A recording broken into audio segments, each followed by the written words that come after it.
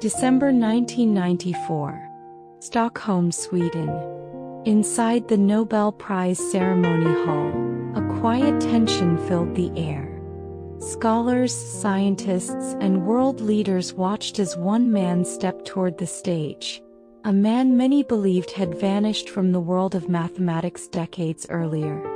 John Forbes Nash Jr., age 66. A mathematical genius whose ideas had once reshaped entire fields, and then for more than 30 years had been overshadowed by paranoid schizophrenia. For a long time, his colleagues wondered if the brilliance they once witnessed would ever return. Yet now here he was, standing under the lights, receiving the Nobel Prize in Economic Sciences. His journey back to this moment was fragile, unpredictable, and deeply human. And through much of it, one person remained, sometimes closer, sometimes from a distance: Alicia Nash. John Nash was born in 1928 in Bluefield, West Virginia. Even as a child, he seemed slightly out of step with the world. He was curious, introspective, far more comfortable with books and experiments than with conversation. But numbers made sense to him. Patterns made sense. He followed them the way others followed friendships or emotions. He studied at the Carnegie Institute of Technology and later at Princeton University, where his unusual way of thinking quickly drew attention. At just 21, he wrote a 27-page dissertation introducing what we now call the Nash equilibrium, a concept that would influence economics, evolutionary biology, political strategy, and more. MIT soon hired him, and by his late 20s, Nash was considered one of the brightest mathematical minds of his generation.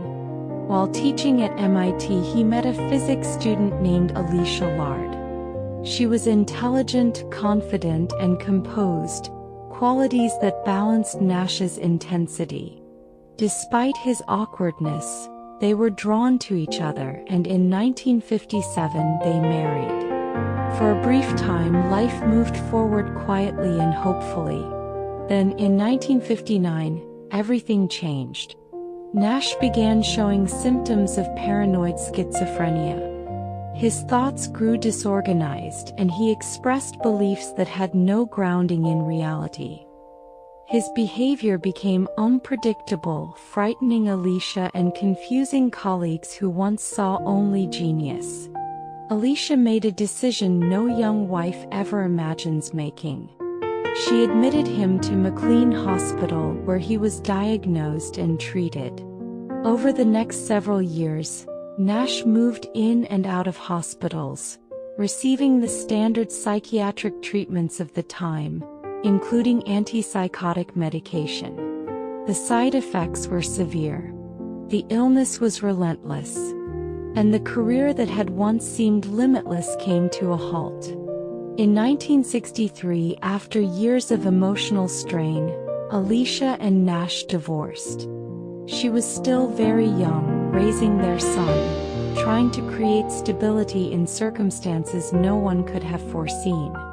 But even after the divorce, she didn't walk away completely. It wasn't simple. Love rarely is, especially when illness reshapes a life. Alicia had her own responsibilities, her own future to navigate. Yet when Nash struggled with housing or daily needs, she made a choice that was both practical and compassionate. By the late 1970s, Nash spent long periods living in her home in Princeton. Sometimes with distance, sometimes closer, she remained present in the way she felt able. There were no dramatic gestures, no cinematic breakthroughs, just the steady presence of someone who refused to abandon him entirely. During these years, Nash became a quiet, wandering figure on the Princeton campus. Students and faculty often saw him walking the halls of Fine Hall, attending seminars in silence, or writing notes that few understood.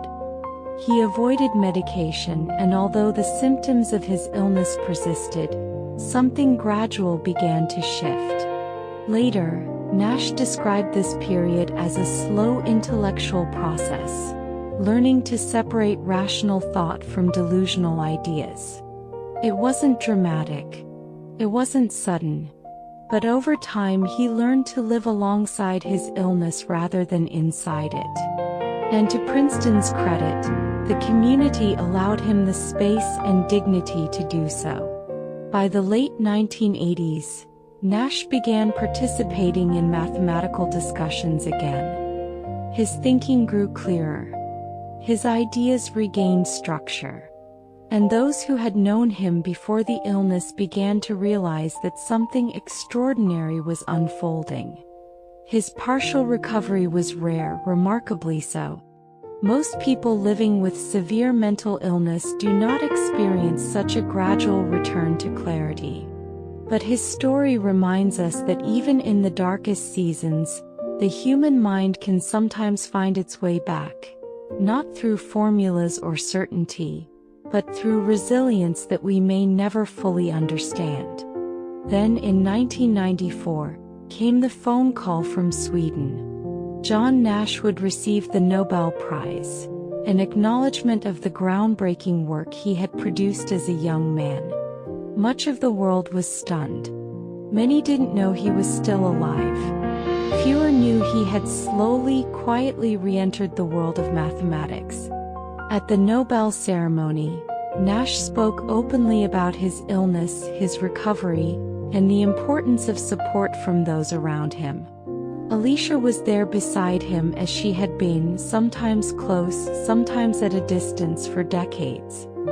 In 2001, nearly 40 years after their divorce, John and Alicia remarried. Not as a dramatic reunion, but as a recognition of a bond that had never truly disappeared. They shared a home, a history, and a life rebuilt piece by piece. The years that followed were some of their happiest. Nash continued to lecture, travel, and contribute to mathematics. And in 2015 he received the Nobel Prize, one of the highest honors in the field. Alicia accompanied him to Norway, still as always by his side. On May 23, 2015, as they returned to New Jersey, the taxi they were riding in lost control on the New Jersey Turnpike. Neither was wearing a seatbelt and both were tragically killed. Nash was 86. Alicia was 82. After decades marked by brilliance, illness, distance, reunion, and quiet endurance, they left the world on the same day. Their story is often told as the triumph of genius, and in many ways, it is. But it is also a story of persistence, of a man who refused to surrender to the limits of his own mind, and of a woman who made difficult, imperfect choices to offer stability when little else was stable. It reminds us that love is not always dramatic or perfect. Sometimes, it is simply the act of staying not in one fixed way but in whatever way remains possible. Not out of obligation alone, but because something in a person is worth holding on to even when the world no longer sees it. That is the real story of John and Alicia Nash.